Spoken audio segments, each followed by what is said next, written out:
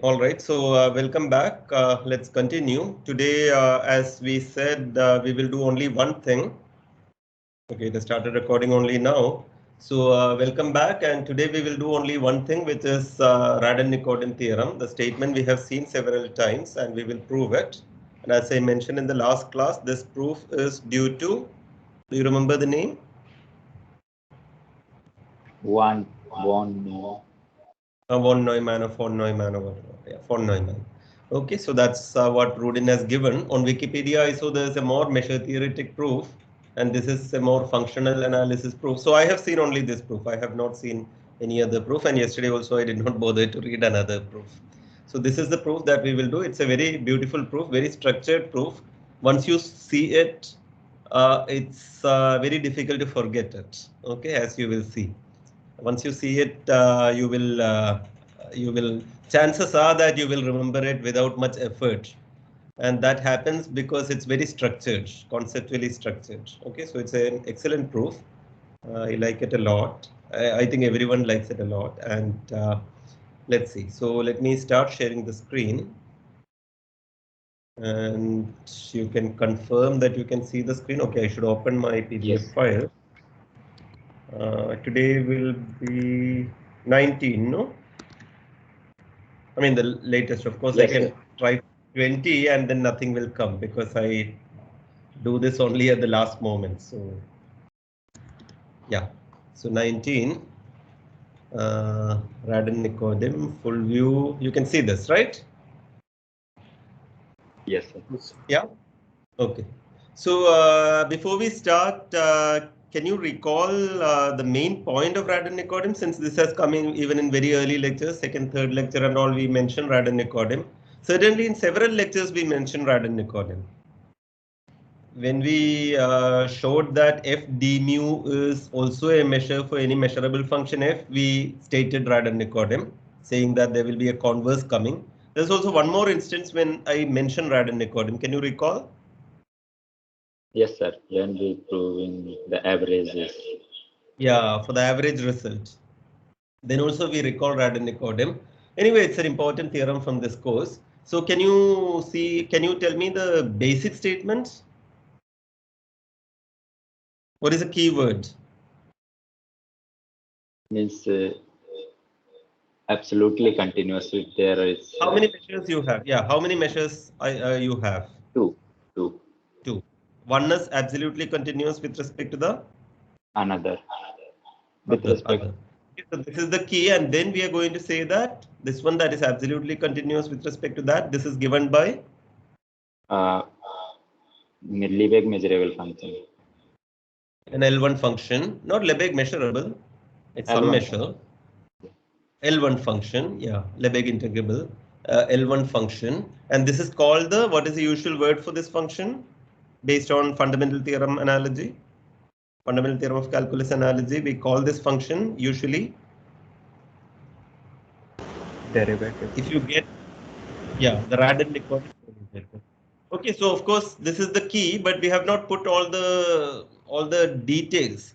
So do you kind of remember one detail that is required? Suppose lambda is absolutely continuous with respect to mu. What is mu and what is lambda?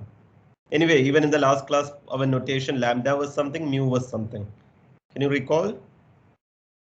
Notationally, and just trying to see your memory. We had a certain notation. Mu was certain thing, lambda was certain thing. Yeah. Lambda mu was a positive measure. That means valued in 0 to infinity, including infinity, and lambda is a complex measure, right? Lambda can be anything. Yeah, and we are going to say lambda is absolutely continuous with respect to mu, but now comes a crucial thing that you have to underline. There is a condition on mu in this theorem. Can you guess what the condition could be? This theorem and most of its corollaries, all of its corollaries, there is a very important condition on mu, the positive measure mu. Sigma finite. Okay, so that's what you have to remember. It is for sigma finite. We are proving it for sigma finite. We will see a bit more generally later, maybe. Okay, so right now this is for sigma finite. And the general statement that we are going to have will have, a little bit more without absolute continuity. There's a decomposition as absolute continuous part plus another part. What should be the word? Given lambda and mu, lambda can be written as something plus something. One part is called the absolute continuous part with respect to mu. And what should be the word for the other part? Mutually singular, maybe. Singular to mu. Okay, so singular to mu. Absolutely continuous and singular are like extreme things, no? Two different sides of a spectrum, so to say. Okay, so this is what Radon-Nikodym theorem is. So let me state, but before that, all these properties we did last time. No, was there anything which was non-obvious here? What is your memory? Everything was obvious? Yes, sir. Almost. Yeah, everything was kind of easy. On one, maybe, I took a little bit of time, but that is because I did not prepare well and not because it was difficult. Do you recall where I took some time and then power went and I had to come back and all? Which one was that? I think third one. Third one. So lambda 1 and mu are mutually singular. Lambda 2 and mu are mutually singular. Then for the sum, where did I struggle? So lambda 1 is mutually singular to mu. So you get B for lambda 1 and A for mu disjoint, so that mu is concentrated on A, lambda 1 concentrated on B, and lambda 2 and mu you will get similarly D and C, right? And then what did we take? We took B union D for lambda 1 plus lambda 2. And you could not have taken D or C, so we took C intersection D, right? You remember this? C, no, not C in the word. What is my notation? B and D, C and A. So C intersection A. And then their disjoint is clear, but in order to show that it is concentrated, maybe I took a little bit of time, but it was obvious, right? Yes. Concentrated also was not a problem, no? Was it? Should we recall? No need, no? No need. Okay, fine. So today in the proof of Radon-Nikodym, we will be using some of these properties. I think we are going to use property 3. If two things are singular to mu, their sum is singular to mu. We are going to use property 4. If two things are absolutely continuous with respect to mu, then their sum is absolutely continuous with respect to mu. And the last one, if lambda is absolutely continuous with respect to mu and singular to mu, then it is 0. Okay, so keep that in mind, these 3, so that I don't have to come back to this slide. And this also we did, right? What was the title of this slide in the last lecture? Now the title is page 10 of lecture 18, but what was the original title? Sigma finite lemma. You have to remember what is the condition. Yeah. Sigma finite. Which is lemma. not there now. I have removed it, but it's important in this. It's coming in the second line. In the second line, what is the condition? X is union En. Mu of En is Finite. finite. So what is the title of this slide in the last lecture? Sigma finite lemma. Sigma finiteness lemma. Okay, so this is for a sigma finite measure, and we did this computation. What is the crucial point here? You get a function in L1 mu which is strictly positive and strictly less than 1. So this was the note. Therefore, W d mu is a finite measure, and moreover, phi and mu have the same sets of measures 0 because of the strict positivity of W. Right? So sigma finite will come in Radon-Nikodym, and soon we will do this W d mu and work with that. Okay, so this is the point. So let's start Radon-Nikodym. So you have a measurable space. Mu is a positive measure. Lambda is a complex measure. And mu is sigma finite in this particular statement. Okay, this is important. You will see. Then there exists a unique pair lambda A comma lambda S. So tell me the conditions on lambda A and lambda S. The notation is suggestive. A is for Absolute continuous. absolutely continuous with respect to Mu. Mu, and lambda S is for Singular to mu. singular, so lambda S is perpendicular to mu. Perpendicular meaning mutually singular. Lambda S and mu are mutually singular, and lambda is a sum of these two. Okay, so given lambda and mu being sigma finite, lambda can be written as lambda A plus lambda S in a unique way, with lambda A absolutely continuous with respect to mu, and lambda S and mu are mutually singular. What is the meaning of unique? If you have lambda prime A plus lambda prime S equal to lambda A plus lambda S, what is the conclusion? Lambda A equal to lambda prime A and lambda S equal to lambda prime S. Okay. So that is a uniqueness, and this is called the Lebesgue decomposition of lambda with respect to mu. In last to last class, we had a decomposition, no, a named decomposition. What was it called? Jordan. Jordan decomposition, which was writing a real measure as positive variation minus the negative variation. Yeah. So this is the Lebesgue decomposition. Okay. And some people call this the Lebesgue-Radon-Nikodym theorem. So, and there exists a unique edge. This is the second part, which is in L1 mu, such that, complete the statement. Lambda of E is equal to integral over E of I will give you one more chance. Not lambda of E, but which part is absolutely continuous? Lambda A. Lambda A. So such that lambda A of E equal to integral H dv. Okay. It's for the absolute continuous part that the usual Radon-Nikodym is there. So any measure, given a measure, it need not be absolutely continuous, but you can write the absolute continuous part plus the singular part in a unique way. And for the absolute continuous part, you have the Radon-Nikodym derivative, which is an L1 function. Absolutely clear the statement? Is that okay? So there is the first part, which is called the Lebesgue decomposition, and then the second part, which is only about the absolute continuous part. Okay. It's clear, no, HD, integral HD mu, that measure is absolutely continuous with respect to mu is absolutely clear, right? If mu of E is 0, then integral HD mu is 0 over E. So that part is obvious. The converse is true. If lambda is absolutely continuous with respect to mu, which is what is given to you, and therefore this is true. Okay, clear? Now let us do uniqueness. So how many uniqueness you have to prove first? How many uniqueness in this slide? How many?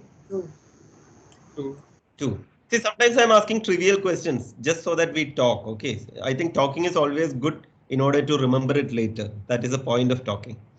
Okay, so 2. Let us do the second uniqueness first.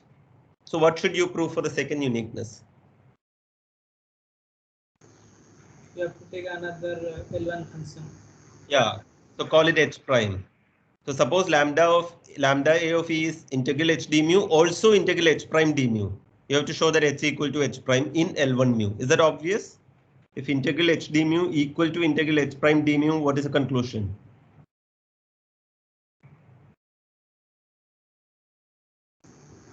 I think A is equal to H prime almost everywhere. Almost everywhere with respect to mu. But then that is same as saying H equal to H prime in L1 mu, no? Because L1 mu consists of equivalence classes where the equivalence is almost everywhere, right? Yes. So two things being same in L1 mu only means they are same almost everywhere. So that follows, right? So this uniqueness follows. What about the first uniqueness? Suppose you also have lambda prime A and lambda prime S, such that lambda is lambda prime A plus lambda prime S. And lambda prime A is absolutely continuous with respect to mu, lambda prime S is singular to mu. So you are writing lambda A plus lambda S equal to lambda prime A plus lambda prime S. What is the next step? There's an obvious next step. You have lambda A plus lambda S equal to lambda prime A plus lambda prime S. What is the next step? So the left hand side has one absolute continuous and one singular. The right hand side has one absolute continuous and one singular. What is the obvious thing that you will do? grouping the similar things together. Yeah, group the absolute continuous part on left side and the singular things on right side. So what will you get? You will get lambda a minus lambda prime a equal to lambda s prime minus lambda s. Now use the properties. Sum of two absolutely continuous is absolutely continuous. Sum of two singular is singular. So the left hand side is absolutely continuous with respect to mu. Right hand side is singular to mu, but then they are equal. So apply the last property. What is the conclusion? They are zero. They are 0. Therefore, lambda a equal to lambda prime a and lambda s equal to lambda prime s. So uniqueness is clear, right? So uniqueness of the Lebesgue decomposition, this is what we just said. Both are absolutely continuous with respect to mu and mutually singular to mu, Therefore, they are 0. And for the derivative, this means they are almost everywhere same. And that means they are same in L1 mu. So we can start the proof now, right? Existence part. Agree? Uniqueness is done with. Yes. Yes. Okay. So let us analyze the names. So Radon, Nikodym and von Neumann, because this particular proof is due to von Neumann. So as is our custom, we just give the full name and the year of birth. And do you feel this is a bit more modern compared to all the names came till now, if you remember the years? Yes. Little bit more modern, right? And same true here. He lived quite long, 87, born in the same year, but lived much more. And von Neumann is much more modern, born in the 20th century, but did not live that long, 54 years. Okay. Do you remember any class in which I had 3 names in one slide? Usually I will have only one extra name on one slide, and then I will put the name on the title in the blue color. But I think there was one class where 3 names came like this. Do you remember the class? Jensen, Holder, Minkowski. Absolutely. Jensen, Holder, and Minkowski. Do you remember their full names? Jensen, what is his first name? I mean, I did not remember, but yesterday I typed again, so now I know, so I'm asking you. Okay. Minkowski. Minkowski is famous, so you might know his first name.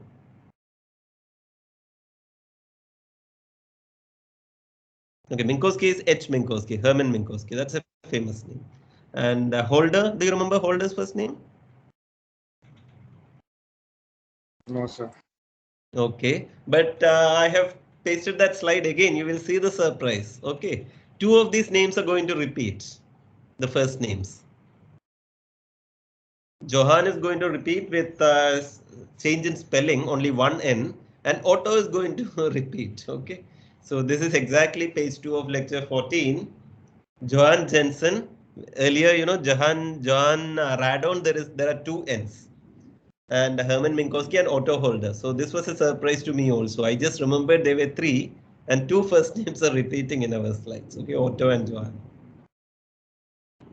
Okay, all right. So do you remember the countries? Jensen and Minkowski and Holder. Minkowski is German. Holder is also German. And Jensen is,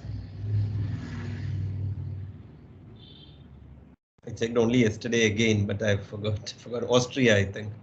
But here then though the first names are similar, they are from other places. Otto Nikodym is Polish. Polish meaning which country?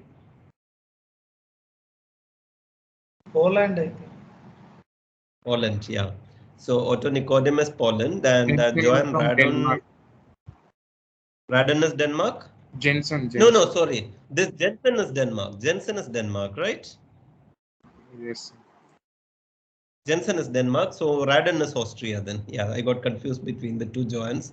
And von Neumann, he's so famous that I did not bother to check. I think he's an American. Maybe originally, you can check. Of course, he lived in America and he is well known with the atom bomb In and all Google, it is that. showing Okay. Hungarian. Hungarian, okay, yeah. So the name is correct, yeah. And but then he was in the US. He's much more modern, okay. Okay, so let's start.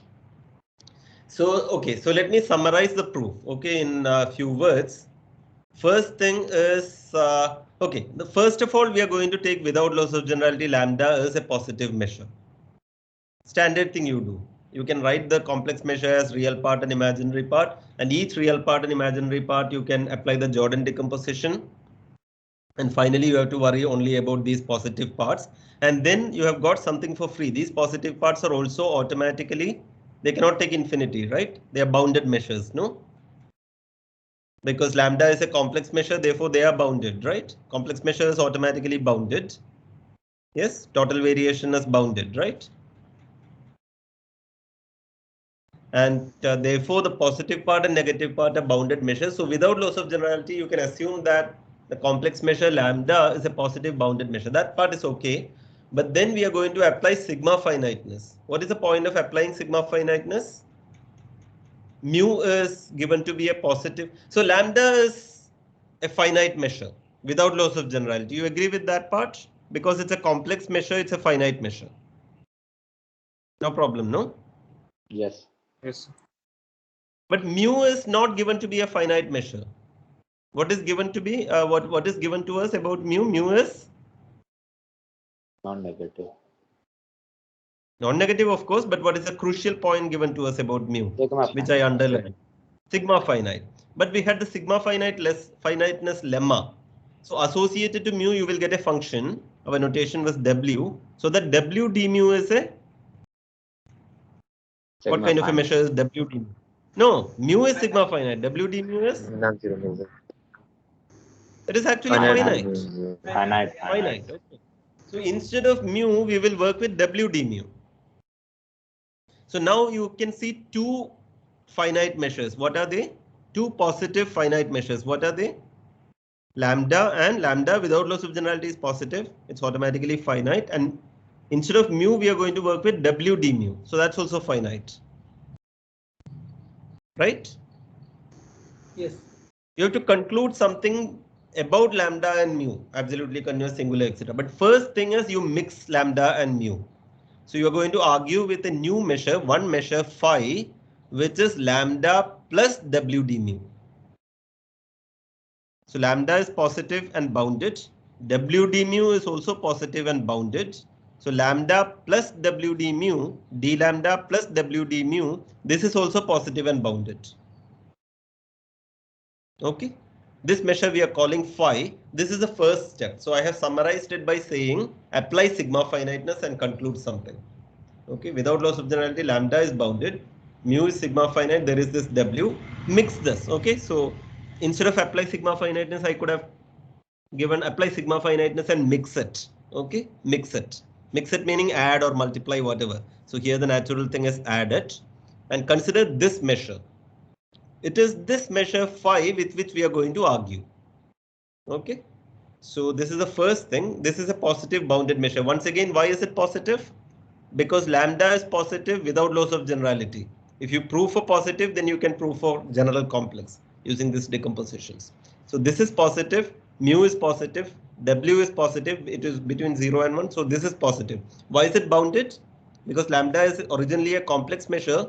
This positive negative variations are bounded. So this is bounded. Mu is sigma finite, therefore w d mu is bounded. Agree? So this is a positive bounded measure. So this is the first thing to remember. You're mixing lambda and mu in this fashion. So you have, so what is the meaning of this? Meaning of this is true for whenever f belongs, whenever f is a,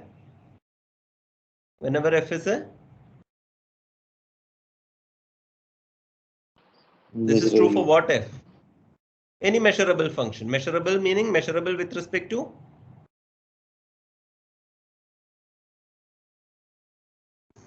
No, measurable function means what? Measurable is not with respect to the measure, no, measurable is with respect to the sigma algebra. So with respect to the script m, capital M, right?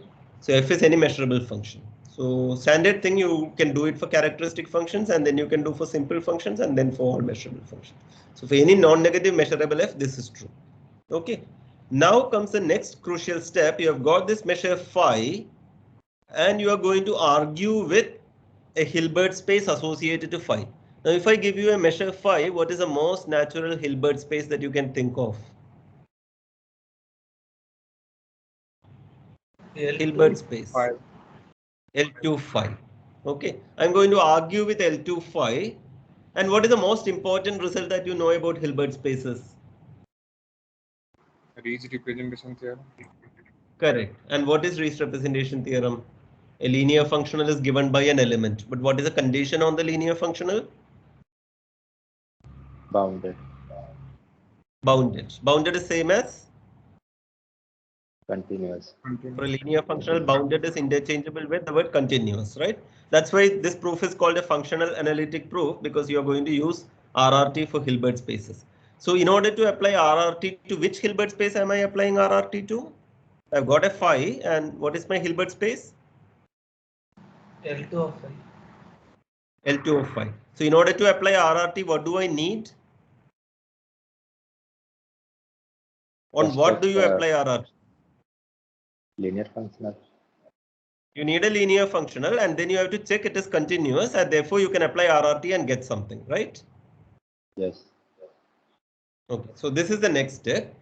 Argue with L2 phi.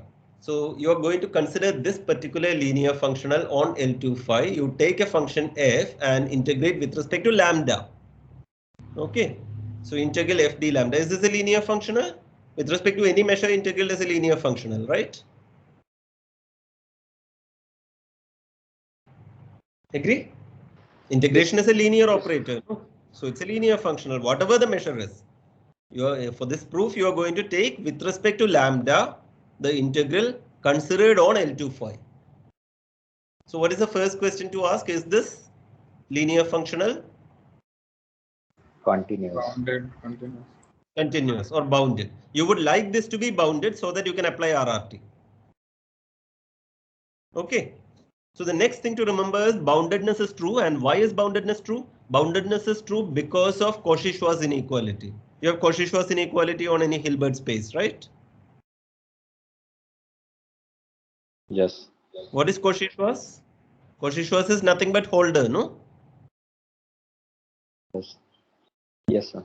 Cauchy-Schwarz is the particular case of holder when P equal to Q equal to 1 by 2. P equal to Q equal to 2. Okay, so apply Cauchy-Schwarz, which is holder for P equal to Q equal to 2, and you get this, right? The one norm is less than or equal to, you're doing it for phi, okay, because you're on L2 phi. So you are applying holder in L2 phi. So you will get one norm of f. What is here? Fg. What is g here? Constant function 1. Constant function 1. And why is constant function 1 in L2? Important point. Because we are dealing with finite measures. Because phi of x is finite. Okay. Yeah. Therefore, 1 is in L2. So f times 1, the one norm of that is less than or equal to the 2 norm of f, which is this, times the 2 norm of 1. 2 norm of 1 is phi x power half, right? Agree? Yes. Yes. Okay. So you have this kind of, something is less than or equal to a constant times this, but you are interested in integral f d lambda, but that's okay. This is enough because modulus of integral f d lambda is what you have to take, right? In order to show boundedness, you have to show that mod of TV, norm of TV is less than or equal to a constant times norm of V, right? That is boundedness, no? So take modulus of integral f d lambda. The norm on C is just the modulus. Now this is less than or equal to integral of modulus f, right? This is always true. And what is the relationship between lambda and phi? Phi is lambda plus something, right? Yes. And that something is non-negative. In fact, it is positive. Therefore, this will be less than or equal to mod f d phi. Agree? Because integral mod f d phi will be integral mod f d lambda plus integral mod f w d mu. That integral mod f w d mu is non-negative.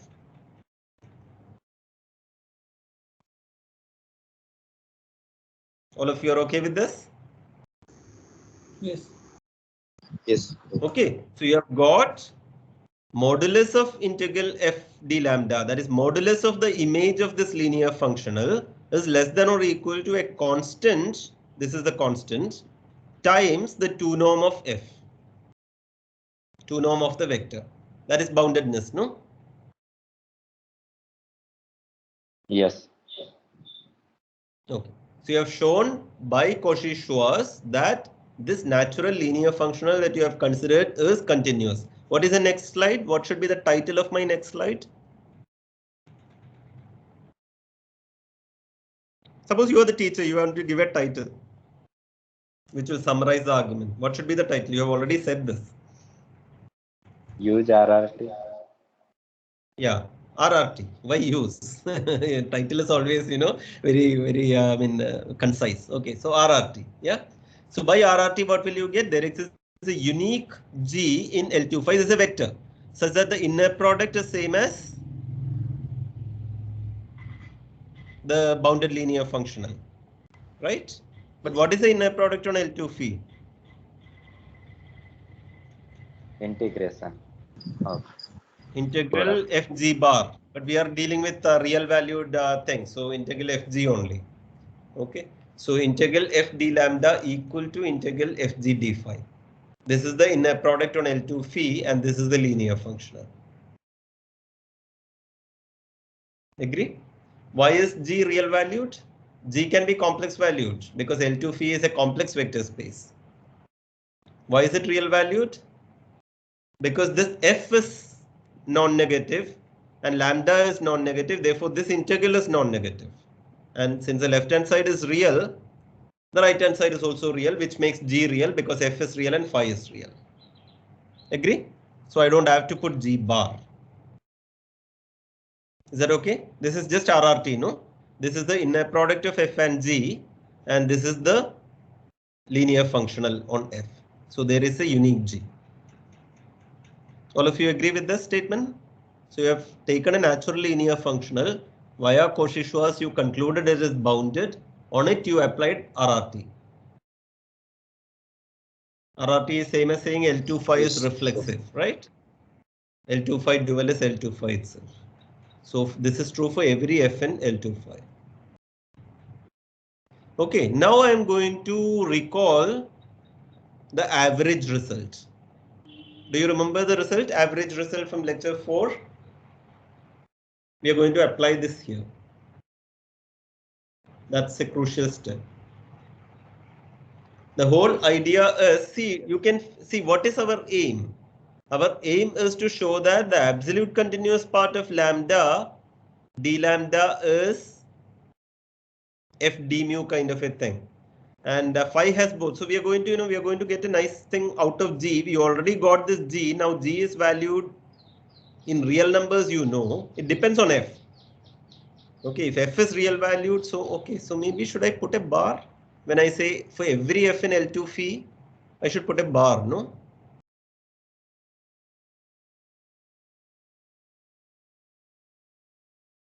Or am I considering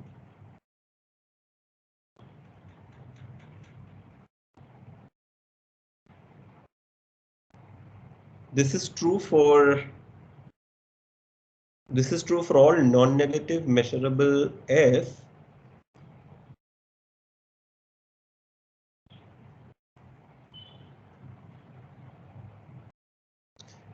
I can argue with C replaced by R, no? I can apply RRT even then, right? Hilbert spaces. Yes. Oh, by the way, right? Real Hilbert space you can deal with, no? Yes. By the way, I'm now getting a bit confused. In your Riesz representation theorem, are you taking real Hilbert spaces? Can you recall? No, sir. I think complex were also allowed. Complex is also allowed, but real is also okay, no? Yeah, it was just X is a Hilbert space over a field F. Okay. Okay, fine. So where f is real or complex only, no? Yes, sir. Your field is real or complex only, right? When you discuss functional analysis. So see, in the proof of RRT, completeness is important. This I remember. Maybe only completeness is important, right? L2 phi is complete as and you have an inner product. So if I'm taking complex, it will be FG bar here, right? The inner product will be FG bar. I could have taken, I think I could have argued with R. So let me change this to R, okay? So that I don't put the bar. Otherwise, I have to put the bar. Okay, so if it was C, I put the bar here. No, only then it is an inner product, right? Inner product is not integral FG, but FG bar, right? Yes, sir. If it is over real, Yes. then of course you don't have to put the bar. You agree? So either I put a bar or I make C to R. It will not matter for the proof. Okay, we will see. So this is the average result. Average result says that. Since we are taking NEF, F is going to integration F d lambda. So I think we cannot take reals because F can be complex valued function. Yeah, but there also I could have taken L25 as a real Hilbert space. Suppose I take L25 also as all those real valued functions which are in L2. That's also a Hilbert space, no? Yes, sir. But in our usual definition, Yeah. So it's not. if I have to fix my field, either I fix my field R or I fix my field C. But if I'm taking C, I will put a bar here. Okay, let's put a bar here. Let's put a bar here. Everything is over C. And let's continue. Okay, so this you have with a bar here. I'll make the appropriate change after the class. Now you have this result. This average result you did with complex valued functions only, no? Yeah, because S contained in C is closed. Yeah. So this is for complex valued function. And what was the result? If all the averages, whenever mu e is positive, if the average belongs to S, where S is a closed set, then Fx belongs to S almost everywhere. And I had this remark that we will use this in Radon-Nikodym theorem. And since this was long ago, I have put the proof here. Just, I mean, we don't need the proof, but just to remember, the idea is to show that a certain set has measure 0.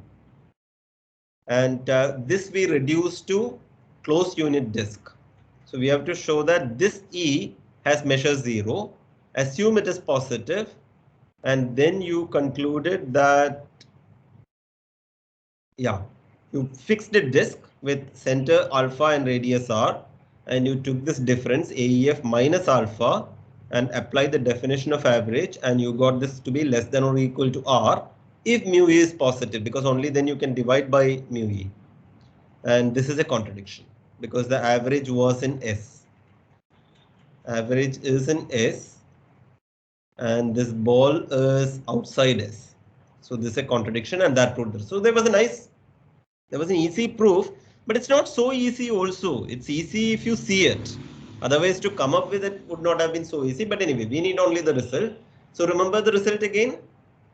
For measure E positive, if you take the average, if all the averages belong to, as you vary all these measurable positive measure sets, if all those averages over all the positive measure sets belong to a closed set, then the function itself is there almost everywhere.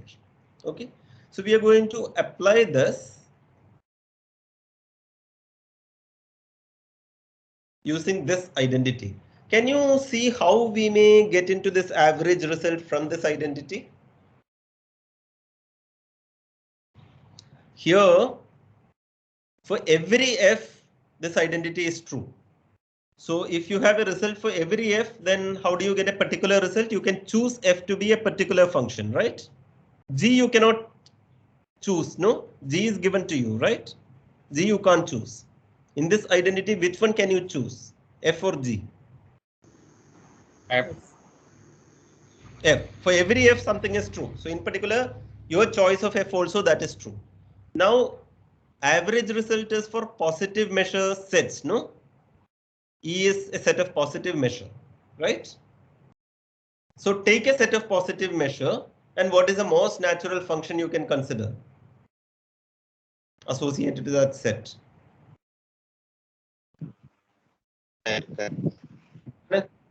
Given a set, what is the only function that you can think of? Characteristic. Given a set, what can I? Yeah, tell me again. Characteristic function of that set. Correct. So take a set of positive measure because you know that you're going to apply the average result. So take a function of positive measure E and take f to be characteristic function of E. What is the left hand side? Lambda of E. What is the right hand side? Integral over E GD. G d phi, right? Divide by phi of E. Because you are going to take a set E with phi of E positive. So divide throughout by phi of E. So what is the right hand side now? Lambda of E divided by phi of E. Phi of E is positive. That's your assumption on E. So what is the right hand side now?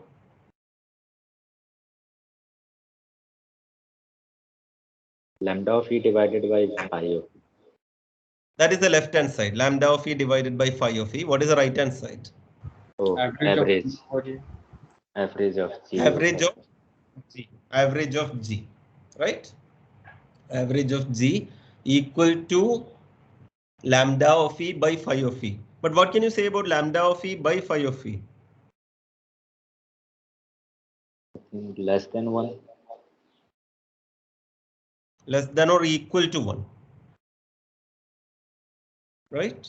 Well, maybe strictly less than 1 or less than or equal to 1.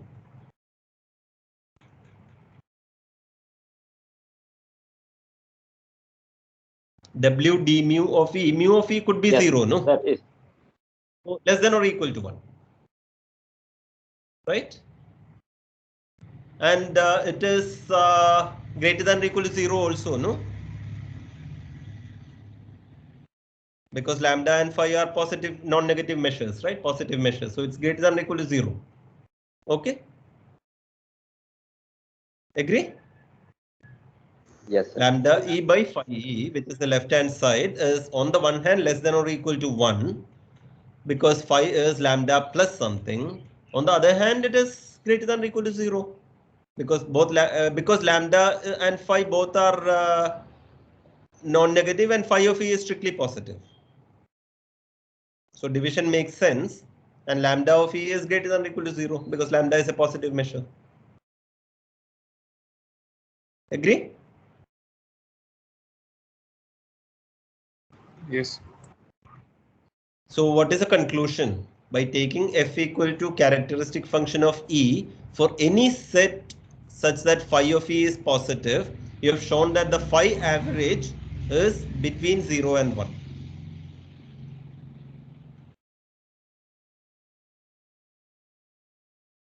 Yeah? Phi average is a real number between 0 and 1. That's what you have shown, no? Because phi average is nothing but lambda E by phi E, which is going to be a real number, and that is between 0 and 1. So what is the set S in order to apply the average theorem? Closed interval 0. Closed interval 0, 1 considered as a subset of R. R or C? Everything is over C, no? Yeah, we Anyway, have it is closed in C, right? It is closed in C, no? Okay, so you can apply the average theorem. What is the conclusion? G also will be valued in 0. G is valued in 0 to 1 almost everywhere with respect to phi. Yeah? Yes. Okay. So apply average theorem. Average theorem. You are taking chi E characteristic function with phi E positive. So the next slide is applying average theorem. And when you apply this,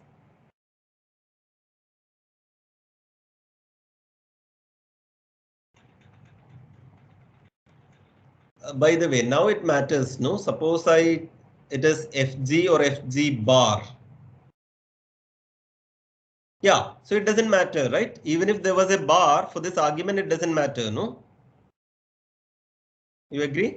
Suppose there is a bar here, then you would have got, I could have put the bar on F, no? Integral F bar G I could have put, right? And when F is a characteristic function, bar doesn't matter. So I will go back and put a bar. It will not apply my, it will not bother me in my argument, right? The inner product I could have written as integral F bar G d phi. Agree? Yes, sir. In particular, I will take characteristic function which is real valued, so it doesn't matter. Okay, so get average to be this, which is in the closed interval 0, 1 for all e such that phi is positive. And therefore you get this is in closed interval 0, 1 for almost all x, almost all is with respect to phi. Okay. Now I'm going to do the following. I'm going to assume that this g here, I'm going to take a new g. On this measure 0 set also you define it as constant function 0 or whatever you want in between 0 and 1. So I'm going to, because measure 0 set will not matter when you integrate, no. So I could assume that g is always between 0 and 1 and this identity is true. Is that okay with you? I can take a new g which is always between 0 and 1 and I can say that this identity is true with respect to that g. Because except on a measure 0 set, it is true and measure 0 set will not see the integration. Okay, so we may assume g is actually valued in 0 to 1 in this step. Okay, I'm going to put a bar on f. Throughout I'll put a bar on f. So you will get this. You agree?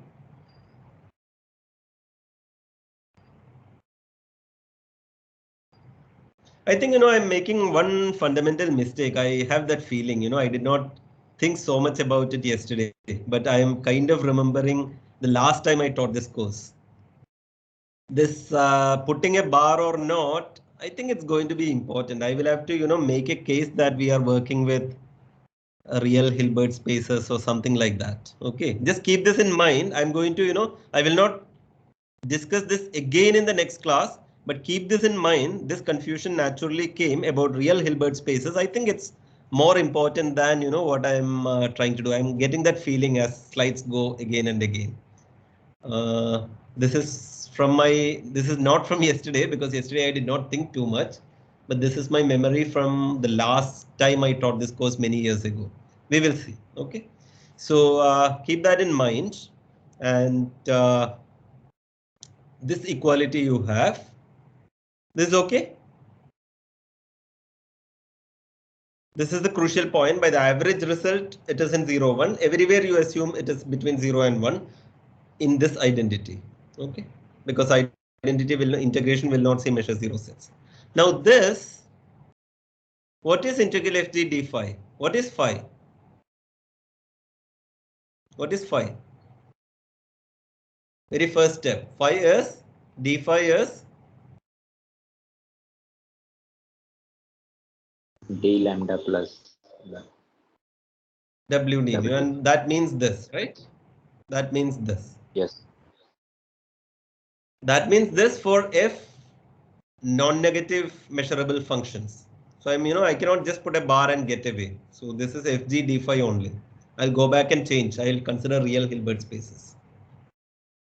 Average theorem also I could have applied for average theorem also I could have applied with all the averages being in, right? This argument can go through with everything real valued, no? It should be possible. Yeah, Why I'll real fix valued? that. Okay. So, Sir, say that here again. why we are taking real value? We didn't use No, that. I want to say that all the averages when I consider, I would like to take only real valued functions f. See, if I want to apply from this inequality,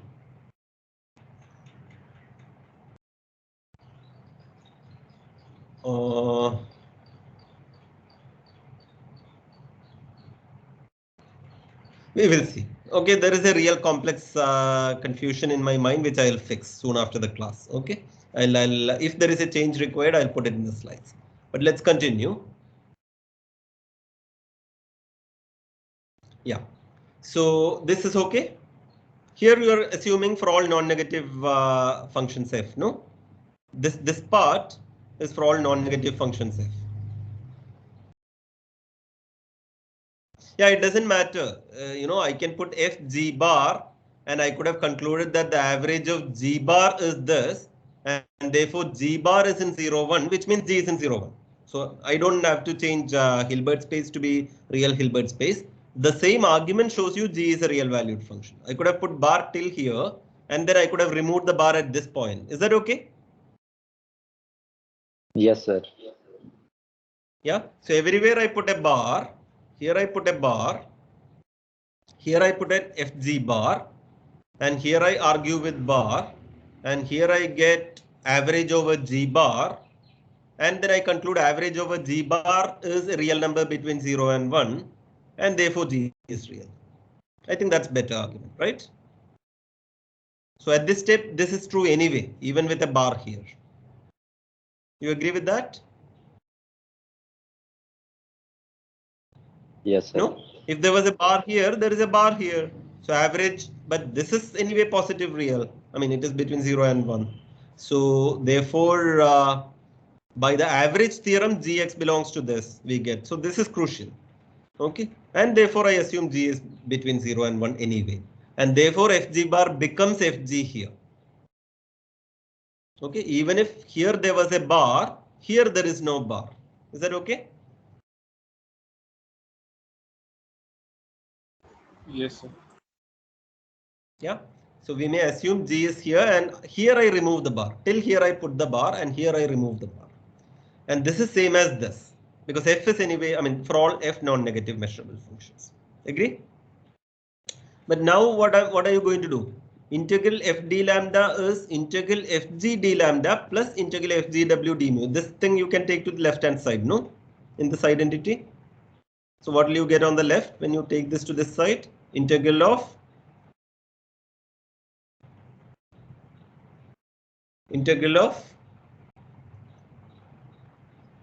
f times 1 minus G. 1 minus G d lambda equal to integral fgw d mu. You get this for every f in L2 phi. By the way, even here, if this is true for all non-negative measurable f, then I can continue, and it is true for all integrable f also, no, complex valued, right? Because for real part it will be true, for the imaginary part it will be true. No, first you can write f as f plus minus f minus, and for non-negative measurable f it is true, then for all real f it is true, and therefore all complex f it is true. That's not a big deal. Fine? Yes, sir. It's fine. This is true for all f. This is true for all f. That's not a big deal. So this is okay. And you get this. You get this for all f in L2 phi. Yeah. The point is it's the same f on both. So there is no bar in G. That is important. And there is no bar because we have concluded by the average result that G is between 0 and 1 and real valued. Real valued and between 0 and 1. Okay. So you get this. Now look at the title of the slide. Finally, we have to deal with concentration of measures, no? Because finally, you know, there's a singular part, which is in terms of concentration. Okay. So I'm going to define two sets using this function G, which is A is the set of all points where Gx is bigger than or equal to 0 and strictly less than 1. And B is a set where Gx is identically 1.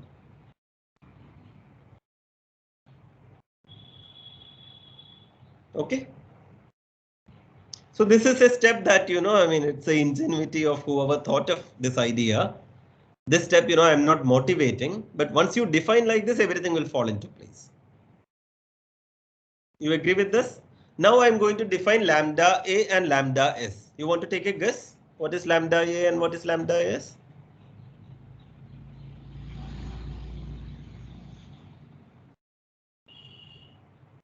So what is the meaning of defining lambda A? I have to define lambda A of E for any E in M. And I've got these two sets, and I'm using this to define lambda A of E and lambda S of E for all E. Okay. So let me define lambda A of E as lambda of A intersection E and lambda S of E as lambda of B intersection E. And this is the definition. And now I have to show that lambda s and mu are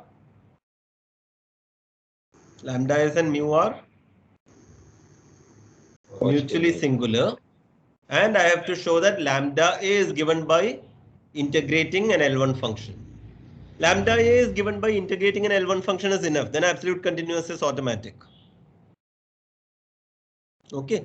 So I have to show two things now. One is lambda s and mu are mutually singular.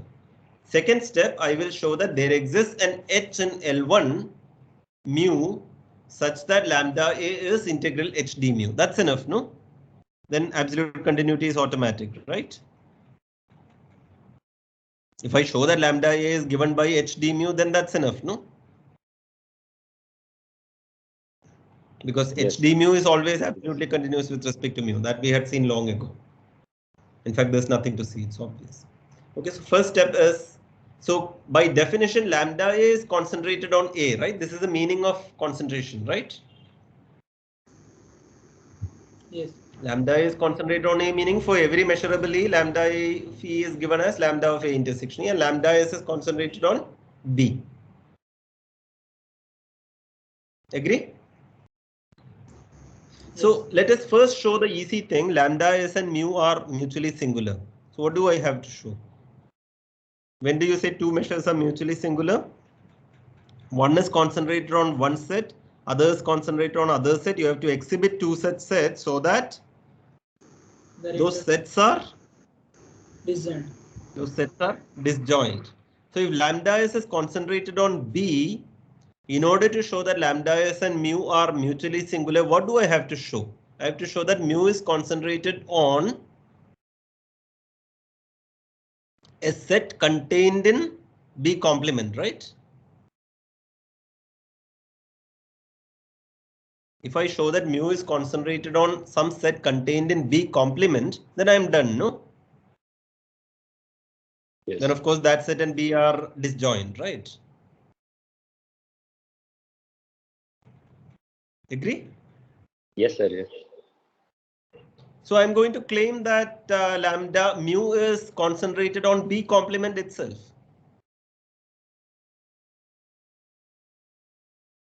Okay, so let us try to claim that mu is concentrated on the complement of B. So what do you have to show? What is concentration? Equivalent formulation of concentration is that if you take any set, if mu is concentrated on a set, let us say C, then if you take anything in C complement, then mu measure is 0. Yes. You agree? So if you have to show that it is concentrated on B complement, you have to take any set in B complement, which is B. So if you take any subset of B, you have to show that mu is 0. You agree with that? That's the definition of concentration, right? Yes, sir. In order to show that mu is concentrated on B complement, you take any subset of B, which is B complement. And on that set, you have to show that mu measure is 0. Okay, that follows from this identity. Everything follows from this identity. This is a crucial identity. So you take something which is a subset of B. If you take something which is a subset of B, what is the value of G there? 1. 1. And therefore, what is the left-hand side? 0. What is the left-hand side? 0. So what have you got here? And G is 1, no? So the right-hand side is integral FW d mu, right? Yes. Yeah. So if you take a subset of B and you take F to be the characteristic function of that set. So if E is a subset of B and if you take F to be the characteristic function of that set, left hand side is 0 and what is the right hand side? It will be integral over E W d mu. Yes. Integral over E W d mu is 0. But W is strictly positive. W is associated to mu, which is strictly bigger than 0 and strictly less than 1. So in particular, it is strictly bigger than 0. And integral W d mu over E is 0. So what is the conclusion? If W is strictly positive and if this is 0, then the answer is measure of E is 0. So whenever you take E a subset of B, mu of E is 0. That means mu is concentrated on B complement, and that shows that lambda S and mu are mutually singular. Okay, so that is the first part. So mu is concentrated on this. So lambda S and mu are absolutely singular. This is true for any E subset of B. If mu of B is 0, then E subset of B also mu of E is 0. So lambda S is mutually singular to mu. Lambda S and mu are mutually singular. Now the absolute continuous part.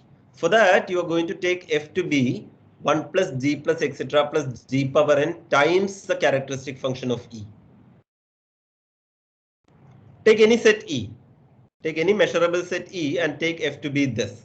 And again, you have this identity. This identity was general for any G in any F in L1 mu, right? Any F in L1, L2 phi, no? This is true whenever F is in L2 phi. And this is also in L2 phi because G is bounded. So 1 plus G plus etc. plus G power n times chi E will be in L2 phi because G is bounded. G is maximum 1. Okay, so you can apply for this G in this identity. So what will you get? If you put that, you will get 1 minus G times, no, you are taking F to be this. So 1 minus G times this product, which is 1 minus G power n plus 1, right? D lambda equal to G times this times W d mu. You got this. Okay. And there is an n varying. So what will you take? Limit as n goes to, this is true for any n. And if you take the limiting case, limit as n goes to infinity, what happens? What happens on the set A and what happens on the set B? If you take an arbitrary E, what happens on A intersection E and what happens on B intersection E? What happens on B intersection E? In the limit. What is G on B? 1. So it 1. So it will be 1. 0. Therefore, this is 0, no? So on B intersection E, this is 0. For each n, this is 0. So in the limit also it is 0. Right? Therefore, this integral is only on A intersection E, you need to compute this integral. And on A intersection E, what is this? Yes, and then tends to infinity, it will be lambda. On A, G is strictly less than 1, right? Yes. On A, G is strictly less than 1. And therefore, G power n as n goes to infinity is going to 0. 0. And therefore, this left hand side integral in the limit is nothing but lambda of E. A intersection E. Yes. Because only there you know G power n plus 1 is going to 0. Right. So the left hand side is lambda of A intersection E. Okay. So as n goes to infinity, LHS converges to lambda of A intersection E. Because strictly less than 1 is on A. And that's where it converges to A intersection E. When it is equal to 1, this is 0. It's not converging to this. It's 0. Okay. So as n goes to infinity, LHS converges to this. And what happens to the RHS? RHS will be limit as n goes to infinity of this. You can interchange integral and limit. If this function is called Fn, can you interchange? Can you say integral limit Fn as limit of integral Fn? Yes. You can do that if Fn, you can apply either MCT or DCT. So let us apply MCT because this Fn is monotonic increasing, no? Yes. You are adding one more G power n and G's are positive. So it's monotonic increasing. So by MCT you can change. And this limit also exists, no? Limit of Fn exists, right? Because these are monotonic increasing functions. So limit exists in closed interval 0 to infinity anyway. Okay. So by MCT, the right hand side, you can take h to be this limit. So h is a function valued in 0 to infinity, including infinity right now. Including infinity right now. That's okay. Apply MCT. What will be the right hand side by MCT? It will be integral h d mu. Limit exists in 0 to infinity, including infinity, because of monotonic increasing, and the RHS converges to integral HD mu. Fine, by MCT. Okay. Now the only remaining step is HS in L1 mu, HS in L2 mu. No, HS in L1 mu. HS in L1 mu. Right? In Radon-Nikodym statement, HS in L1 mu, no?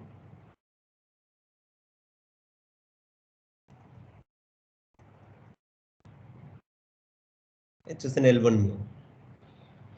Okay, so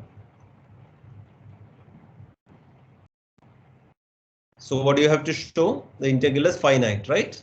Integral could have been infinity by our limit, but integral is finite because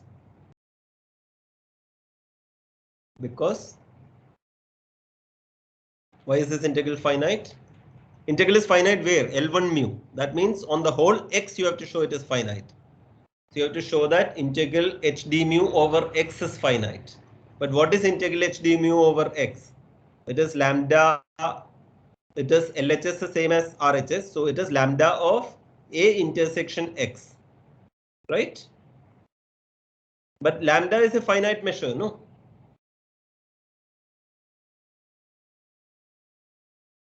Right? You're assuming without loss of generality that lambda is a positive finite bounded measure, right? So lambda of x is finite, therefore H is in L1.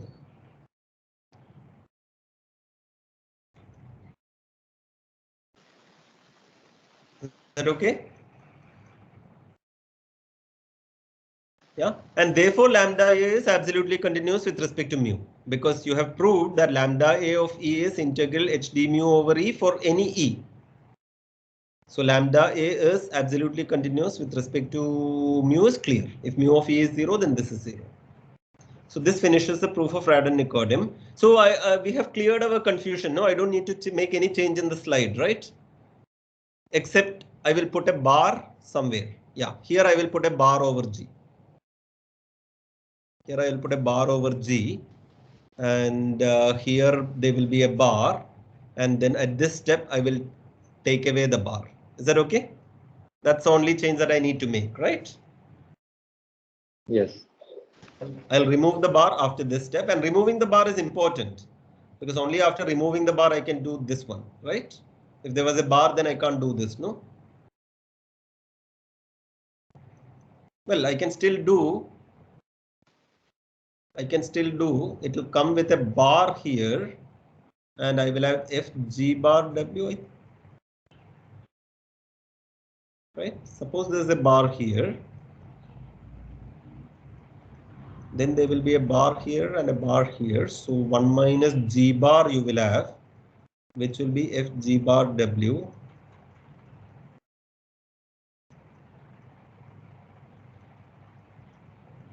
It will not matter because we are concluding before that G is real. So, you know, putting a bar or not will not matter. Okay. Is the proof clear? Is the structure of the proof clear? So what is the crucial step? Crucial step is to get this G using RRT and then proving a property of that G using average result. And then this is the crucial step, right? In order to consider these sets and to define absolute continuous part and a singular part this way, then everything follows from this identity. So this is the ingenious part of it. Okay, the Lebesgue decomposition. All right, so let me stop sharing the screen.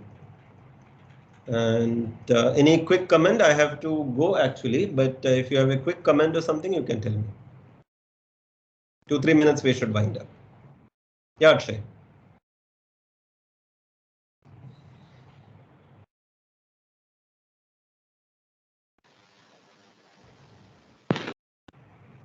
Yeah, anything? Anybody? I can also stop recording.